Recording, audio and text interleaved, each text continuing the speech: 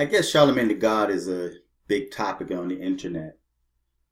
I was surprised that I got that type of response from that video. And it's a mixed crowd. Everybody has their opinion. It seemed like people are divided or split down the line. You have some people that agree with the video. You have some people that semi-agree with the video. And then you have people that just straight out don't agree with it for whatever reason. But there's two issues that I want to briefly deal with, or two questions that was asked, or two concerns that was asked on that video. One was a question that I get all the time, like when I speak on certain topics, like when a young black male get killed in the street for committing a crime. He happened to be in the wrong place at the wrong time, doing the wrong thing, and ran into the wrong people. And as a result of the choices that he made in life, he got whacked. The question that was asked to me on that video was, what if it was your 15-year-old daughter? First of all, I don't have any daughters. I have two sons, which are now young men. One is 28 and one is 24, right? And they're doing quite well. Anything could happen in life. Being in the wrong place at the wrong time around the wrong people. And that's something that I always talk to them about. Since they were very young, I always taught them to make the right choices in life. Now, because they are adult men, the choices that they make are theirs. It have no reflection on me because they are adults. I did my job by teaching them well. I did my job by warning them. I did my job by being strict when they were growing up.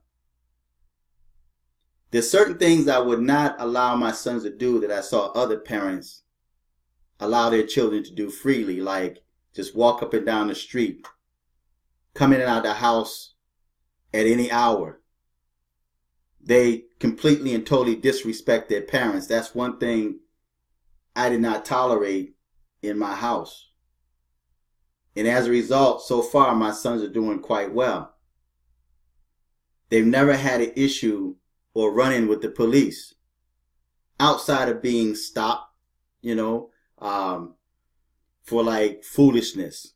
We all get stopped for foolishness. Oh, I pulled you over because, there was a series of break-ins in the neighborhood. But I also taught them how to conduct themselves, especially if you are innocent. Now, if you're guilty, you're going to be nervous. You're going to rail at the police for whatever reason. But it never ends good. So if that was my daughter, number one, she would not be clout chasing.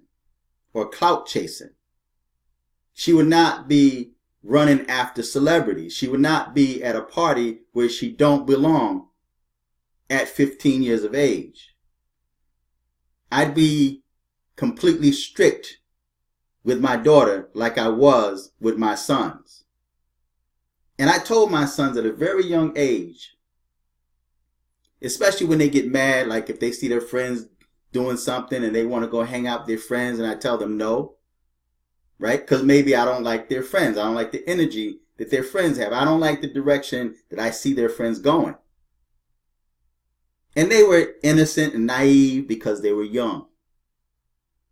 And they got mad. They got upset. Why we never get to go anywhere. Everybody get to do this. We can't do this.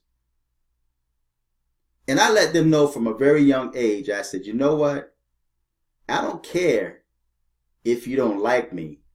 You can grow up hating me all you want. Right? Now, they never expressed any hate towards me, but I was just letting them know because as a young man, I know how young people think at times. I've done it myself when I was young. When I got in trouble, I'd get behind my mom's back or my father's back I can't stand them. I wish they weren't here. And I wish, just nonsense like that the young people do behind the parents' back. So I let them know straight up because I was once a child too. So I understand how young people think. So I said, you know what? I said, you may not like the choices and decisions I make. I said, but I don't care if you're 50 years old. If you're in this house, there's rules to this house and you will abide by this house rules. The day that you feel that you are too grown to follow rules, then it's time for you to get your own place. Right? And that's how they grew up. And I let them know, I said, I don't care if you hate me. As long as I know that you're doing the right thing in life and you are safe, you can hate me all you want. My job is done. And when they grew up as young men, I get a lot of respect, not only from them, but also their friends, because a lot of their friends wish they had the father in the home to get in their case like I do. It sounds crazy to say, but young people, I think subconsciously like discipline. It sounds crazy, I know, but they like discipline. They crave and they desire that type of discipline. Although it don't feel good at the time, I think somewhere in their spirit, they realize and they understand that parents do that because they care. I've had so many young people that I talk to on the streets tell me that their parents don't care. And I ask them, what make you think your parents don't care or love you? Well, because they let me do X, Y, and Z. They don't say nothing. I'm out here hustling in the streets. I'm hanging on corners. I'm in gangs. My parents don't care. So there's young people that actually told me, young black males, gangbangers, drug dealers, that told me that their parents did not love them and did not care because they never talked to them like I talk to them. Because I get in their case. And I tell them, I'll jack you up, man. If I come to the school and you're not in class, I will jack you up personally, and then I will deal with your parents. And they would laugh, and they said, nobody has ever talked to me like that before.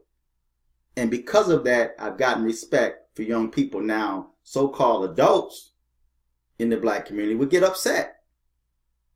They would get mad, be ready to sue me, be ready to fight me, be ready to hurt me because I said that to their child.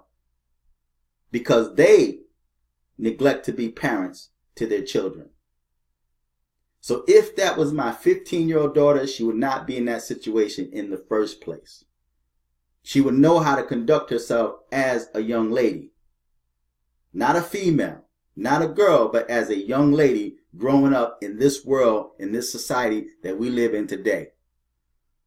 Now, once she become an adult and she's out on her own, then she make choices and decisions for herself. Has nothing to do with me. I did my job as a parent. So no, that would not be my daughter. Now, if my daughter was doing the right thing, following the straight path, and some pervert came up and attacked her or slipped something in the drink, well, he's going to get a bullet in his dome. Because number one, I don't play when it comes to my family. So he would get a bullet in his dome. There's no question about that. Because you don't mess with minds. Okay? That's number one. So my daughter would not be in a situation like that if she was 15 years of age. At 15 years of age, she would be in the house. She would be in the house and she would be doing something productive to keep herself busy. But unfortunately, most black parents just let their kids run wild in the streets. No guidance, no protection. Young black women or young black females have no protection today. They have no fathers in the home to enforce that discipline. And they have a mother that is afraid of, more than likely afraid of the daughter, or want to be friends with the daughter, or trying to be the daughter or compete with the daughter. Therefore, this young girl is now fed to the wolves. to people like Charlamagne, clout chasing, going to Miami, spring break, chasing after celebrities, trying to get pregnant by them. And you have black females that will support these young girls getting pregnant by these celebrities because they're looking at it as a payday. So if that was my 15-year-old daughter, she would not be in that situation. But if she was raped or somebody slipped something in her drink, she wouldn't be out of the club, number one. So there would be no drink. But just say, hypothetically speaking, some pervert attacked my 15-year-old daughter if I had a daughter. Like I said, he would get a bullet in his brain. I won't call the police. You know, if they happen to come on the scene, I'll let them do their work. But at the end of the day, he will get a bullet in his brain. That's my final word on that. Second of all, dealing with, you know, Bill Cosby told a joke about using Spanish fly. And I think that joke contributed to him being where he is now. That's where all the attacks came from, because they're saying, oh, he admitted it. He gave the woman Spanish fly. And in this day and time, young people have no idea what Spanish fly is. These are the millennials that we're dealing with today. They're ignorant, they're dumb in many cases. There's things they just don't understand. They don't understand common sense. They never had a normal childhood. So there's a lot of things they don't understand. They think they do, but they don't. So when it comes to Spanish fly is not a drug. And I mentioned this in a video in the past. It's not a drug. It does not take a woman out of herself. In other words, she has full capacity of her actions. The choices that she make are hers completely, totally. Spanish fly does not get you drunk. It don't get you high. It don't disorient you. I'm trying to find words to describe it, but Spanish fly, let me give you an idea. Back in the 70s, I remember Spanish fly in junior high school, where you can actually go into a store, or maybe even a novelty store. You can still get it. You can get it on Amazon and eBay. Spanish fly. In New York City, you can get it in a lot of the little bodegas, the stores around there. Even downtown Manhattan, you can get it. Spanish fly. It's not a drug. It's not illegal. It doesn't make a person drunk or high. It doesn't make you lose sense of the choices, the decisions that you make. It don't put you to sleep. Spanish fly is an aphrodisiac. Just like sometimes people would take, what's that stuff, man? I used to sell it in my store. It's like the Chinese people sell it. A lot of dudes take it to try to, keep an erection or whatever. It'll come back to me. It's in my mind. They sell it in a lot of the Chinese stores and whatnot. But anyway, it's an aphrodisiac, man. It's supposed to get a woman in the mood. It's supposed to make her horny, right? And I'm sure there's people get horny all the time and they just don't, fall asleep and become woozy and disoriented and don't know what's going on, but it's an aphrodisiac. They come in different flavors. And I remember back in the 70s, man, in junior high school, in the cafeteria, the little athletes, young boys, athletes in junior high school had it, and they used to put it in the little girls' drinks because they wanted to sit back and watch and see the reaction of the girl, right?